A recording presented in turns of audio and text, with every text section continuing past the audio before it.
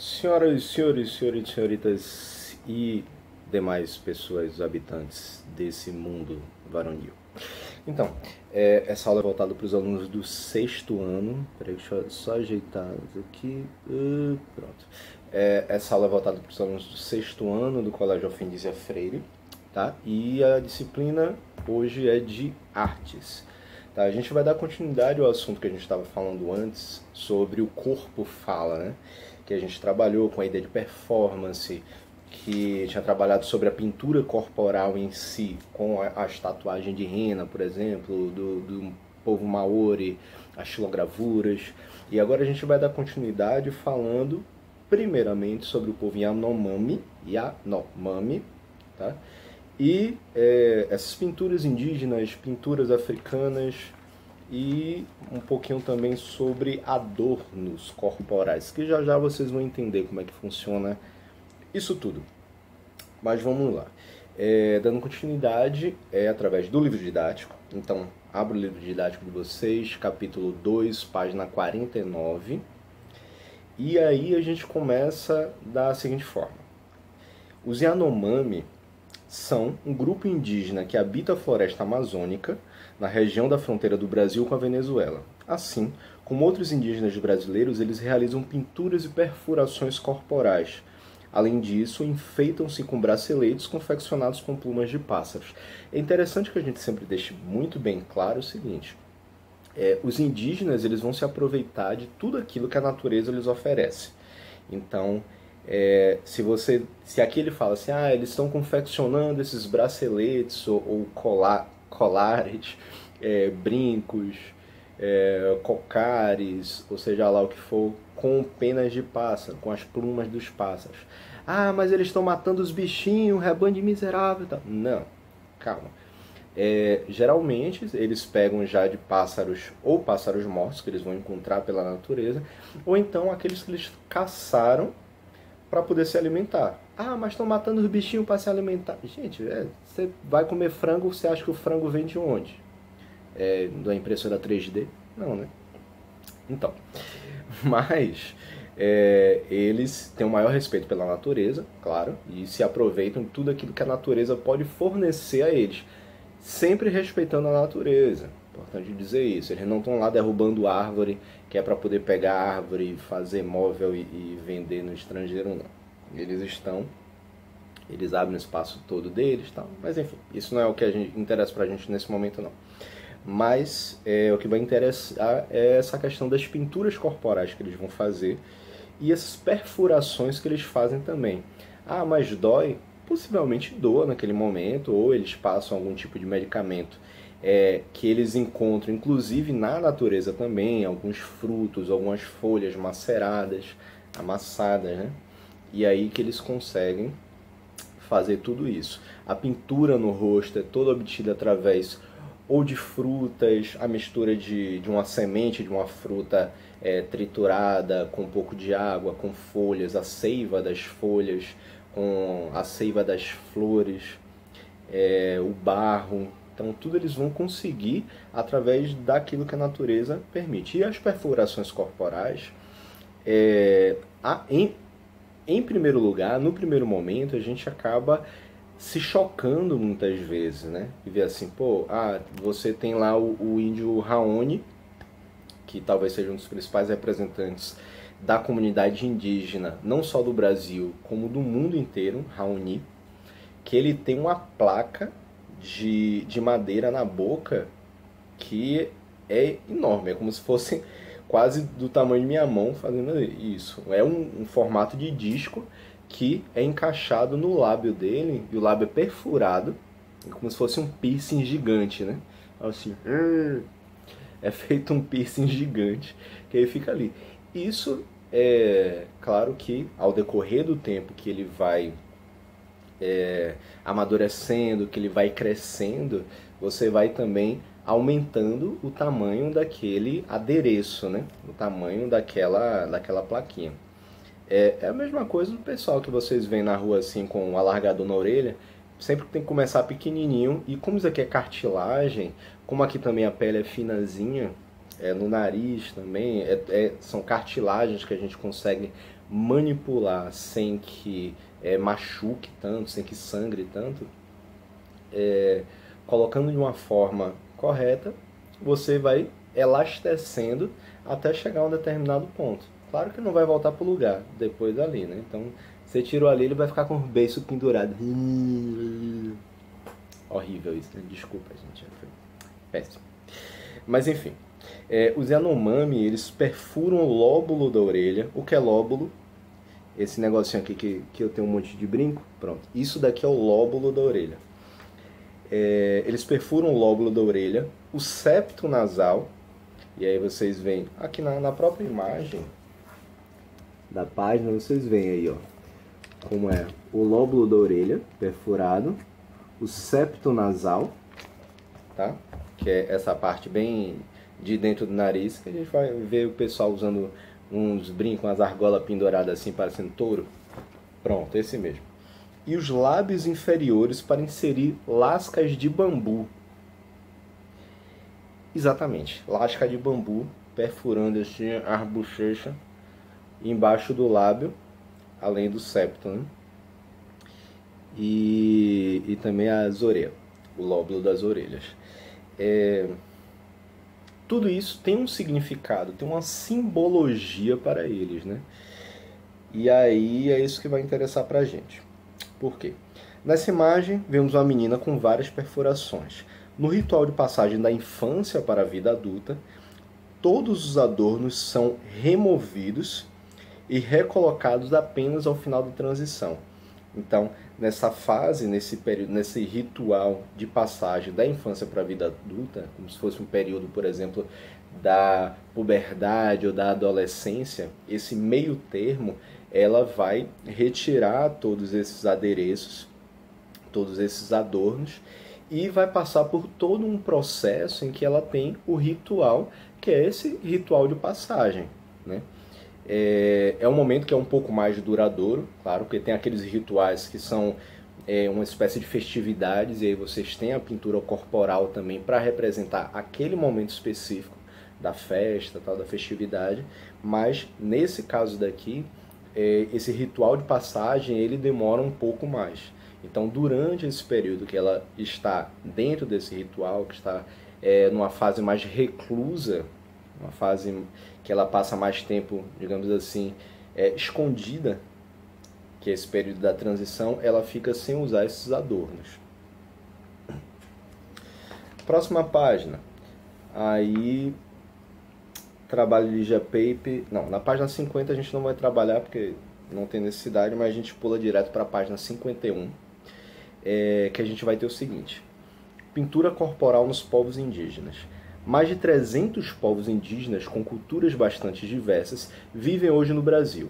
Muitos desses grupos praticam a pintura corporal há séculos, o que chamou a atenção dos viajantes e estudiosos europeus que vieram à América. Os grafismos aparecem não só nos corpos, mas também em objetos utilitários e rituais, nas casas e, atualmente, no papel. É que nem quando a gente falou sobre as tribos Maori, né? Que elas têm essas pinturas corporais também, e além de pintarem o corpo, para determinados rituais, ou no caso deles é muito mais uma tatuagem, geralmente eles fazem tatuagens, então são pinturas permanentes no corpo, ao contrário dos indígenas, que eles costumam fazer essas pinturas que elas são, depois de um tempo você lavando, né? Toma banho todo dia, viu, gente? Mesmo em quarentena, lavando, com o tempo ele vai desbotando, vai desgastando aquela tinta, até mesmo porque é feito de elementos da própria natureza, então a tendência é que com o tempo ela vá saindo também. E aí eu me perdi, mas vamos voltar aqui. Pronto. E aí então as tribos Maori, as tribos lá de Nova Zelândia, Maori, eles têm esses grafismos, essas pinturas corporais que são permanentes, enquanto os indígenas eles se utilizam muito mais dessa pintura que é muito mais ritualística, são rituais que eles se utilizam dessas pinturas, ou então para poder representar qual é o papel dele, qual é o papel social dele dentro daquela comunidade indígena. Se são guerreiros, se são anciãos, se são sacerdotes, se é o pessoal que são os pescadores ou caçadores e assim por diante, né? Mas aí, essa pintura ela vai ser não somente em seus próprios corpos, como também em todos os instrumentos, todos os materiais utilitários que eles vão fabricando, o artesanato que eles vão fabricando, eles também vão enfeitando, vão se utilizando dessa pintura, muitas vezes se assemelhando à própria pintura que eles têm nos seus próprios corpos. É uma forma de representar que aqueles objetos eles pertencem ao seu povo.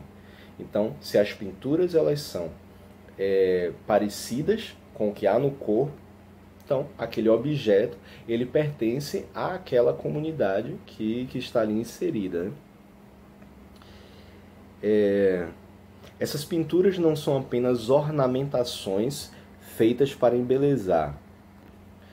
O que são ornamentações? Enfeites. Não é só pintura para poder enfeitar, para achar bonito. Ah, nossa, que fofo. Tá. Não. Elas integram a dinâmica da vida dos grupos indígenas. Elas exprimem o lugar ocupado pelos indivíduos na sociedade, como eu tinha falado antes. Pode se referir ao papel que aquela pessoa exerce dentro daquela comunidade indígena, dentro daquela sociedade indígena, ou uma situação, que é o caso dos rituais, sempre se referindo à natureza e à ordem cósmica. Então, essas pinturas corporais, elas vão representar alguma ideia de natureza mesmo. Se assemelha, por exemplo, à pintura que é o couro da cobra, ou então se assemelha à pintura que é de um determinado pássaro que vive muito naquela região. Então, os indígenas, para poder se diferenciar de outros povos, falam, não, nós somos os povos, o povo Yanomami de tal lugar, que é onde é a nascente, onde você consegue encontrar muito mais pássaros de tal tipo. Então a nossa pintura vai ser uma pintura parecida com aquela dos pássaros. E aí fala sobre referência à natureza e à ordem cósmica. E o que é a ordem cósmica? Forma como a cultura acredita que o mundo natural e sobrenatural é organizado. Em geral, é apresentado em um conjunto de narrativas que descrevem a origem do mundo. É como se fosse uma ideia de religiosidade. É a crença deles em como surgiu o universo, da existência de Deus ou de vários deuses. Lembra lá nas aulas de história que a gente fala, são monoteístas, povos monoteístas ou povos politeístas, que acreditam em um único Deus ou que acreditam em vários deuses? Pronto. E aí então, essa ideia da ordem cósmica deles vai ser justamente a forma que o mundo se estruturou, a forma que o mundo foi criado, e principalmente a relação do mundo, a natureza e eles. Não é à toa que, tanto nas tribos africanas quanto nas tribos indígenas, vocês vão encontrar uma relação muito forte entre as divindades e a natureza. É diferente quando a gente fala sobre o teocentrismo, a ideia sobre Deus, mas esse teocentrismo monoteísta, da existência de um único Deus, geralmente esse Deus cristão, em que ele acaba sendo o criador da natureza, mas a existência dele não é por conta da natureza. Ao contrário das outras religiões, né? Como a gente vê, deuses que são protetores das matas, deuses que são protetores dos rios, dos mares, do fogo, das pedreiras e assim por diante. Povos como Kadiuel, povos como os Kadiuel, que vivem na Serra da Bodoquena. Tiver dúvida assim, na forma que está escrito e tal, tá aí no livro. Só ir acompanhando aqui e vamos jogando tudo. Os povos Kadiuel, que vivem na Serra da Bodoquena, em Mato Grosso do Sul, realizavam no passado uma pintura facial composta de arabescos. e delicadas e complexas espirais. Esse costume, porém, caiu em desuso, o que são arabescos, ornamentos ricos em linhas curvas e entrecruzadas, além de desenhos que remetem a elementos de plantas e animais, como ramos e asas de inseto.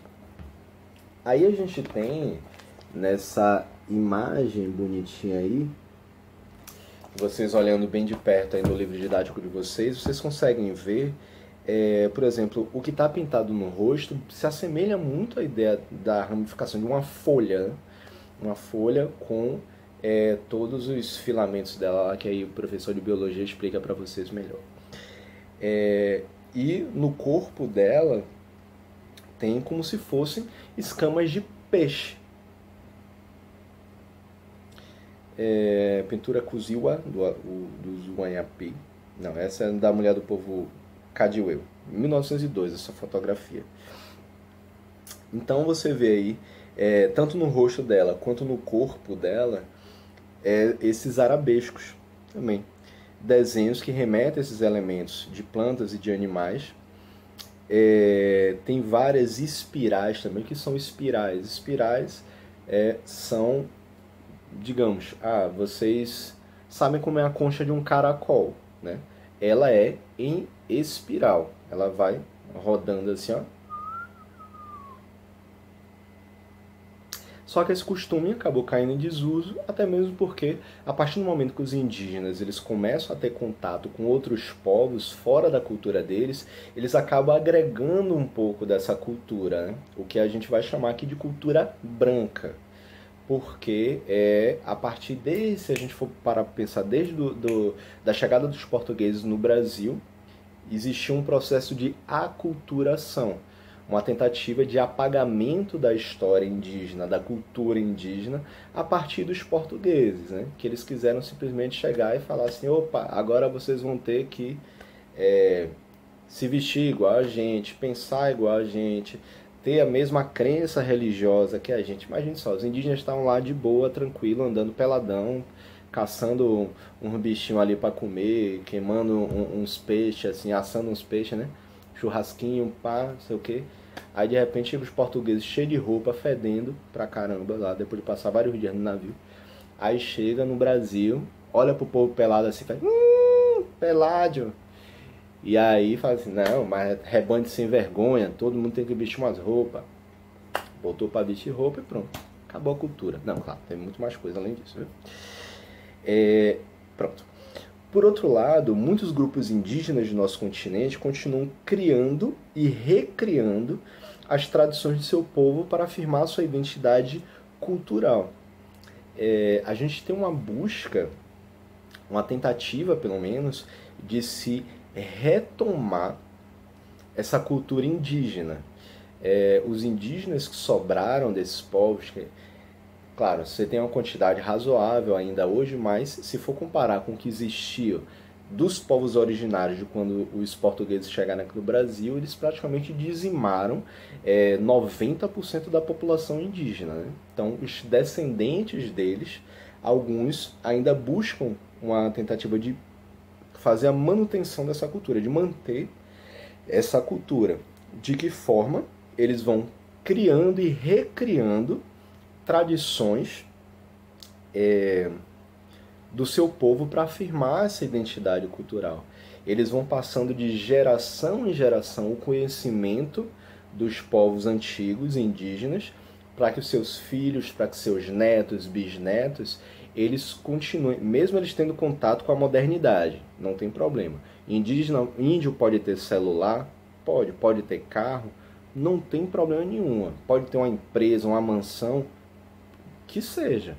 Mas aqui o que a gente discute sobre preservação, afirmação, preservação das tradições, afirmação da identidade cultural independente da vida que siga fora da tribo, há de se ter o respeito pela tradição, pelos seus ascendentes, pelos seus antepassados, promovendo a continuidade dessas gerações, dessa ideia da identidade cultural, né? Do orgulho de ser indígena. Tá? Pronto. E aí quando a gente fala sobre identidade cultural, identidade aqui é o conjunto de características que diferenciam uma pessoa ou um grupo, tornando-os únicos. A identidade cultural desse povo indígena é assim, assim, assado. Tem uma série de tradições, uma série de conhecimentos que eles são ligados a aquele povo, né? É o caso da pintura que as mulheres caiapó, que vivem no Pará, fazem aos seus filhos para marcar as etapas de crescimento e dar proteção mágico-religiosa. Outro exemplo é a arte Kuziwa dos índios Wanhampi, do Amapá, um repertório de desenhos acompanhados de narrativas que sintetizam a visão de mundo desse povo. E aí, claro, em relação aos caiapó, eles vão fazer essa pintura no corpo de suas crianças para poder mostrar as etapas do crescimento.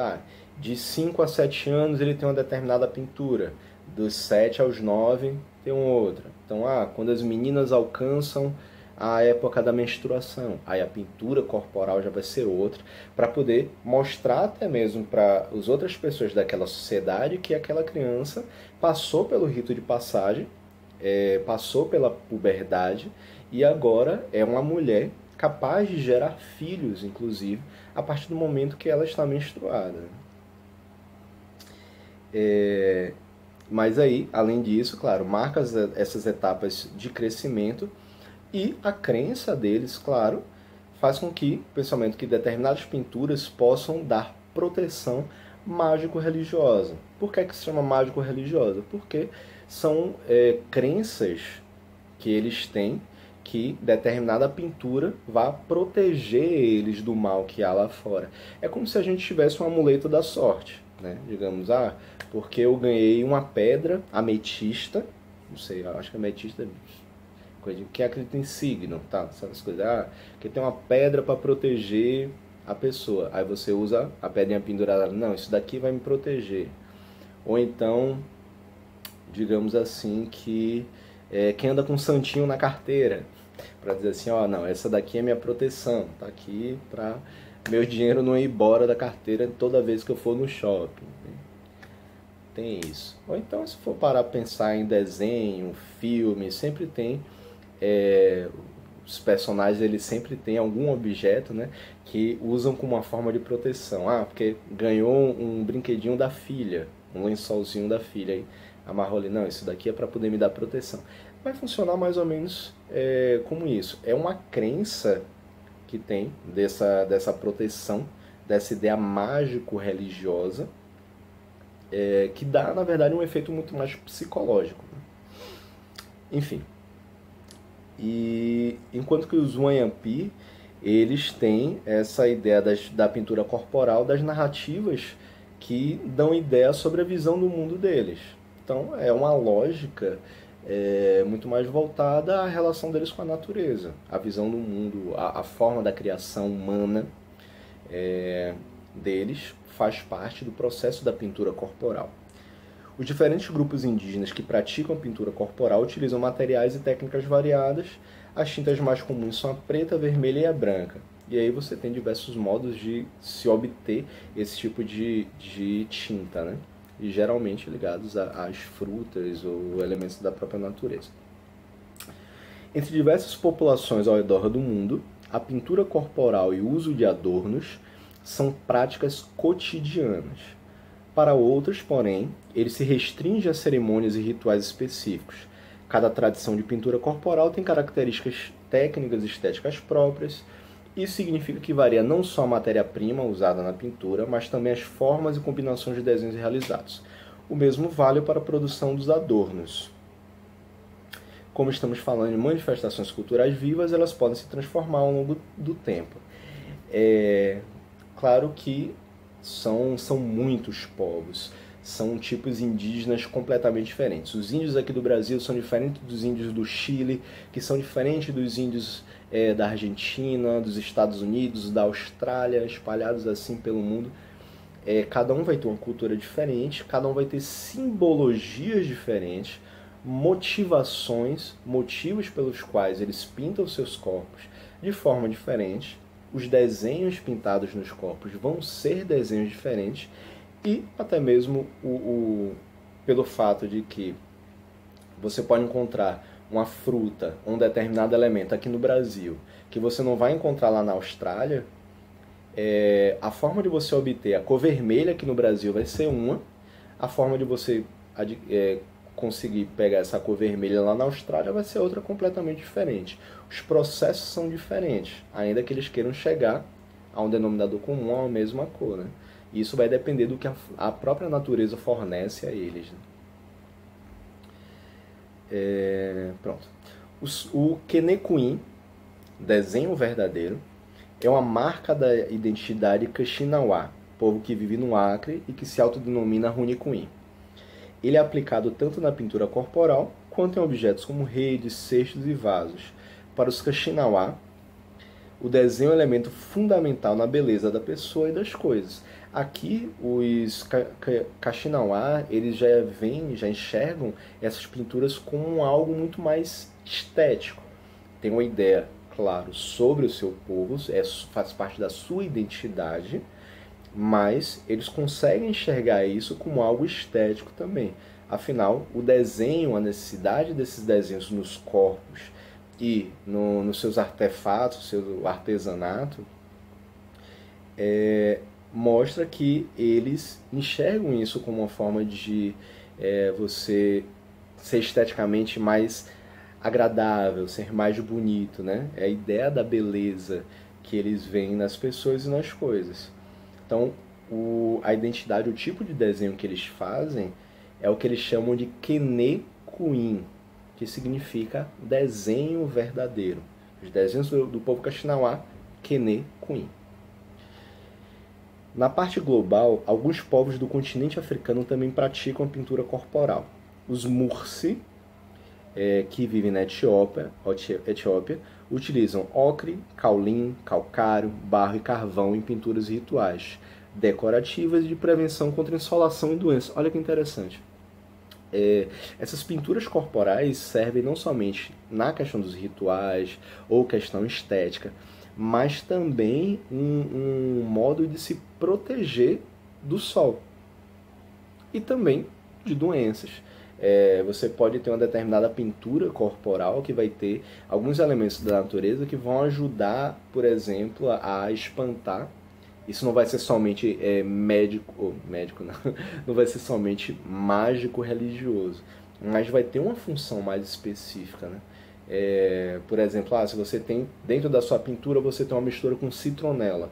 A citronela, ela é conhecida como repelente natural de insetos.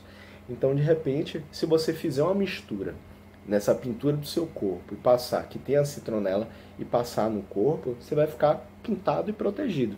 Olha que legal. Eles também colocam discos de madeira ou cerâmica no lábio inferior das mulheres em rituais de iniciação. É tipo o que eu tinha falado sobre o índio Raoni, só que aí no caso é para as mulheres. Então, o ritual de iniciação dessas mulheres é o processo de passagem delas da adolescência para a fase adulta, né? Sendo que esse ritual de passagem não é igual ao nosso. Da adolescência para a fase adulta não é quando se passa de 17 aos 18 anos. Geralmente é logo após a primeira menstruação das mulheres. Adorno corporal e identidade. Página 54. Como vimos, o adorno corporal varia de uma cultura para outra e também dentro de uma mesma cultura. Entretanto, todo tipo de adorno, seja pintura corporal, seja ornamento, seja maquiagem, ou até mesmo um corte de cabelo penteado, carrega mensagens. E o corpo fala uma linguagem potente, capaz de modificar valores, preservar a memória e renovar tradições, né? Essas pinturas corporais, essa maquiagem, a forma de você fazer um penteado, ou os braceletes que você use, tudo isso, toda essa ideia vai trazer uma noção de preservação de memória, uma noção de tradições, de sua cultura. Novamente, a questão da identidade cultural a partir disso tudo. E aí na própria imagem que vocês veem a Carmen Miranda e ver uma geisha lá do Japão, né? No Japão, as geishas são mulheres que estudam as artes tradicionais da dança e do canto e tal. Aí tem uma forma exata de prender o cabelo, tem a maquiagem que elas usam, que deixa o rosto bem branco, e os lábios pintados de vermelho, mas de uma forma bem pequena, quase uma boquinha assim, uma boquinha bem pequena, o formato da sobrancelha, o, o- a maquiagem que fica nos olhos, que eu não sei o nome lá, da sombra, não, aquele negocinho lá dos olhos, você sabe. No caso da Carmen Miranda, tem a questão do turbante com as cestas de fruta, para representar a ideia de tropical daquilo que vem do Brasil. E por isso a ideia sobre valores, sobre preservação de memória e renovação de tradições. Ela traz essa ideia nas próprias vestimentas dela, nos balangandãs, como a gente chama, todos esses apetrechos que ela usa no corpo, todos esses adornos, né? Esses ornamentos, a gente chama de balangandã, que faz com que faça aquele barulho. Enfim, pulando para a próxima página, para que a gente possa terminar, na página 56, temos o seguinte: em diversas culturas tradicionais, a pintura corporal é feita com tintas preparadas com diferentes substâncias. Na Índia e no Nepal, por exemplo, as mulheres enfeitam os pés e as mãos com pinturas em ocasiões especiais, como o casamento. Na Índia a gente vê muito isso, né? Como se fosse aquela tatuagem de rena, né? Inshallah! Que aí elas pintam essa parte das costas da mão, principalmente. E além, claro, de anéis, pulseiras que se colocam, mas é como se eles se complementassem, né? Então, tanto o desenho, a tatuagem, que ela não é uma tatuagem permanente, diferente do povo maori, de novo. Diferente lá do Moco, os desenhos referentes aos povos maori, eles lá usam tatuagem permanente. Aqui, na Índia, no Nepal, usam tatuagem como se fosse tatuagem de rena. Henna, H-N-N-A. Tipo o que o povo costumava vender na praia. Sabe? Você faz, depois de alguns dias, a tatuagem sai, né? À medida que você for limpando, lavando e tal. Pronto. E lá acontecia isso, mas na Índia e no Nepal a ideia de, em ocasiões especiais, é que elas faziam esse tipo de pintura. E aí elas empregam um pigmento marrom avermelhado chamado henna, extraído de uma árvore do mesmo nome. A tinta é preparada em forma de pasta e aplicada com um funil de plástico fino ou uma seringa sem agulha. Funil de plástico fino, como assim, professor? Você já viu como é que confeiteiro enfeita o bolo? Ou então o pizzaiolo, preparando a pizza, coloca o catupiry, coloca o cheddar na pizza, né? Tem aquele negocinho em formato de cone que você vai apertando e fazendo a pintura. Pronto, esse funil de plástico fino vai ser basicamente isso. Só que a abertura, o buraco é bem menor e a paciência da pessoa que faz a pintura também tem que ser bem maior, né? Porque não adianta você chegar assim, começar a apertar e passar de qualquer jeito, não. Você tem que fazer a pintura toda certinha e tal. Algumas vezes faz só passa como se fosse passando uma caneta Bic na mão assim, só para saber a direção certinha, e depois, ó, vai colocando aquela tinta e espera secar. Bem de leve. Ou então uma seringa sem agulha. Da mesma forma, vai apertando a seringa, deixando o rastro, fazendo os desenhos. Né? Tem pessoas que são especializadas nisso. É tipo um tatuador mesmo. Ele vai estudar para poder trabalhar especificamente com aquilo. Esse tipo de pintura pode permanecer na pele por até uma semana. Então, depois de uma semana, vai lavando, passa e vai saindo tranquilamente.